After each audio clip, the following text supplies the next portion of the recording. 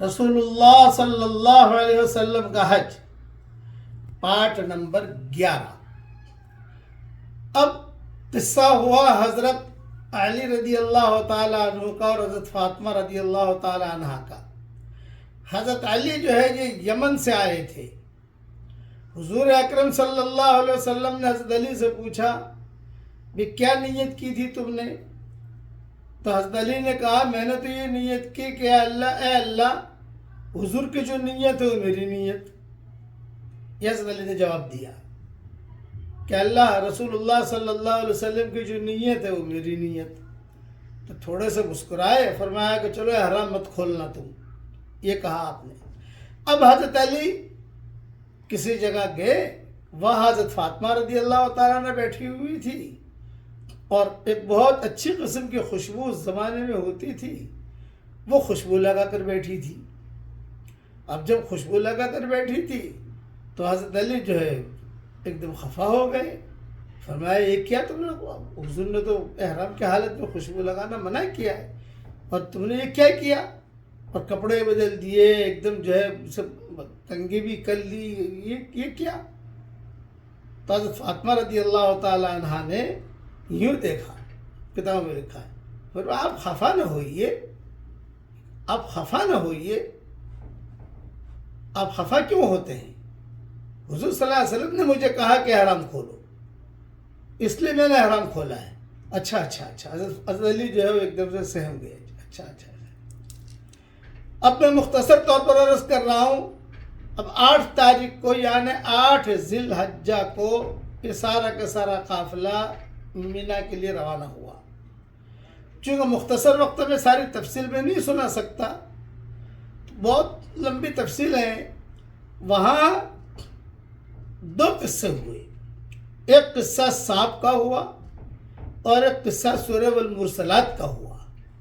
اسی رات میں 8 تاریخ کا دن گزر کے جو رات آتی ہے، اس رات میں مینا میں سورہ والمرسلات نازل ہوئی اور رسول اللہ صلی اللہ علیہ وسلم اور ازواج مطہرات وغیرہ سب بیٹھے ہوئے تھے، سارا قافلہ بیٹھا ہوا تھا۔ اچانک ایک سانپ نکلا اور وہ سانپ نکلا تو ظاہری بات ہے کہ سانپ کو دیکھتے ہی آدمی کھڑا ہو جاتا ہے، تو سب کھڑے ہو گئے۔ کوشش کی کہ کسی طریقے سے اسے مارا جائے، کسی طریقے سے یہ کہیں کسی کو تکلیف نہ پہنچائے، تو دیکھتے رہے، لیکن وہ سانپ جب بھاگتا رہا تو عبداللہ بن مسعود رضی اللہ تعالیٰ عنہ تھے، وہ اس سانپ کے پیچھے پیچھے بھاگے۔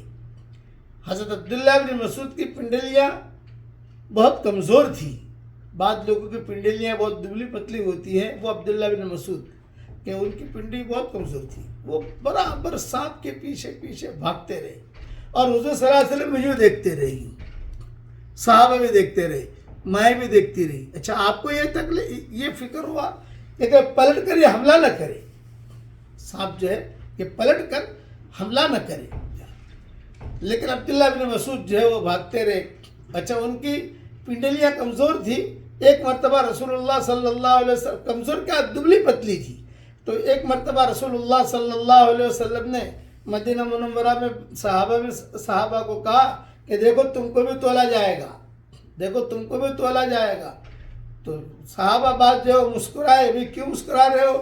یہ کہ عبداللہ بن مسعود کا تو وزن ہوگا ہی نہیں، یہ تو بہت دبلا پتلا ہے۔ تو آپ نے فرمایا نہیں، جب حضرت عبداللہ بن مسعود کو حشر کے میدان میں تولا جائے گا تو اس کی دونوں پنڈلیوں کا وزن احد پہاڑ سے بھی زیادہ ہوگا۔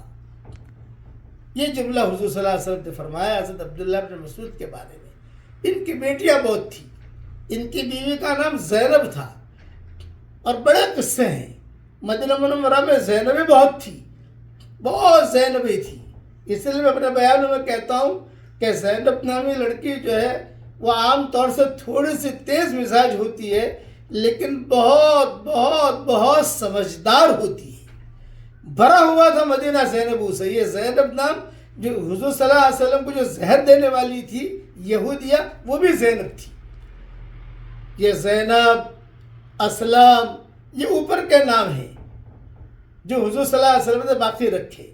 اسلم یہ بھی یہودیوں کے نام اوپر سے چلے آ رہے ہیں۔ مدینہ منورہ میں ایک اسلم نامی بہت بڑا تاجر تھا، یہودی تھا، جو سالم مولا حذیفہ کا قصہ میں سناتا ہوں. تو یہ عبداللہ بن مسعود اور حضرت زینب، ان کے بڑے قصے ہیں، حدیثوں کے اندر بہت قصے آتے ہیں.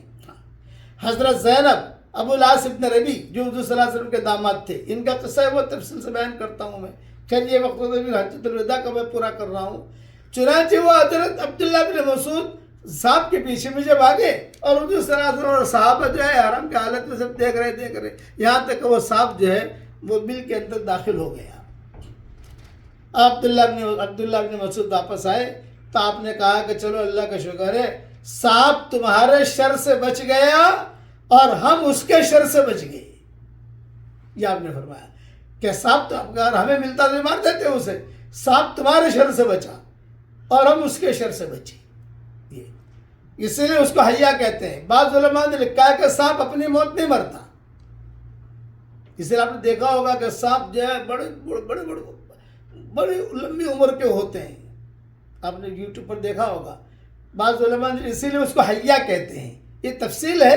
اب اس کہاں میں سنا ہوں کہ اپنی موت، جانور اپنی موت سے مر جاتے ہیں، انسان اپنی موت سے مرتا ہے. سانپ کو کوئی مارے گا تو مرے گا. یہ سانپ کو اگر کوئی مارے تو مرے گا، لیکن اپنی موت سے یہ گدھا مر جاتا ہے، کتا مر جاتا ہے اپنی موت سے. ویسے سانپ جو ہے، یہ بعض علماء نے لکھا ہے کہ اسی لیے اس کو حیا کہتے ہیں، زندہ. اب یہ تفصیل ہے، میں کئی مرتبہ اپنے بیانوں میں کہہ چکا ہوں. اب حضور صلی اللہ علیہ وسلم عرفات کے لیے روانہ ہوئے. 9 تاریخ کو عرفات جب پہنچے تو وہاں پہنچ کر، چونکہ عرفے کے روزے کی بہت فضیلت ہے، سب کو یہ تھا کہ حضور نے روزہ رکھا ہے کہ نہیں رکھا. سب پریشان تھے کہ وہ روزہ رکھا ہے کہ نہیں عرفات کے دن. تو فضل تھی، یہ آئی حضور صلی اللہ علیہ وسلم کے دربار میں، اور بڑے مجمع میں حضور صلی اللہ علیہ وسلم اونٹنی پر سوار تھے، اور یہ فضل نے سب کے سامنے دودھ پیش کر دیا. حضور صلی اللہ علیہ وسلم نے سب کے سامنے وہ دودھ پیا. تو پتہ چلا کہ حضور صلی اللہ علیہ وسلم روزے سے نہیں ہے. یہاں پر میسرہ کا قصہ بھی ہوا. یہ میسرہ والا قصہ کل پورا کر لوں گا انشاءاللہ. یہ میں نے مختصر بتایا ہے سب. یہ سانپ والی بات بھی بعض علماء نے لکھی ہے اور میں نے بتائی، تاریخی چیزیں ہیں ساری. لیکن اب حج سے واپس مدینہ منورہ جو گئے، اس میں بھی ماؤں کے قصے ہوئے، اس میں بھی جانوروں کے قصے ہوئے، جناتوں کے قصے ہوئے. یہ لمبی تفصیل ہے. اگر اللہ نے زندہ رکھا، زندگی دی، تو آئندہ سال انشاءاللہ مزید اس کو بیان کریں گے. کل عرفہ کا یہ بیان کر کے یہ مضمون کو ہم ختم کریں گے انشاءاللہ. اللہ تعالی ہم سب سے راضی ہو جائے اور ہم سب کو اس کے دین پر چلنے کی توفیق عطا فرمائے. آمین.